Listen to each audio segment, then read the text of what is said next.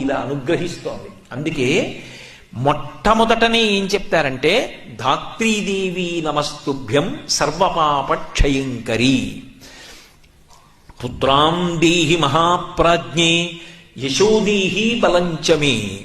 ఆ ఉసిరి చెట్టు దగ్గరికి వెళ్ళి నమస్కరించి మనం చెప్పవలసినటువంటి విషయాన్ని ఋషి దార్శనికుడై మన కొరకని మనం ఆ సమయంలో చెప్పలేకపోతామేమోనని ఆయనే మనకి అందించినటువంటి విశేషం. మేధాం ప్రజ్ఞాంచ సౌభాగ్యం విష్ణుభక్తించ శాశ్వతీం నీరోగం కురుమాం నిత్యం నిష్పాపం కురు సర్వదా.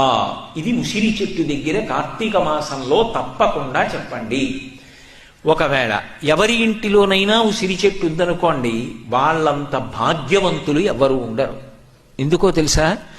వాళ్ళు ఎక్కడికి వెళ్ళవలసిన అవసరం లేకుండా ఇంట్లో పూజా మందిరంలో ప్రతిరోజు గృహదేవతల్ని ఆరాధించిన తర్వాత కార్తీక మాసంలో చక్కగా ఉసిరి చెట్టు దగ్గరికి వచ్చి ఈ శ్లోకాలు చెప్పవచ్చు.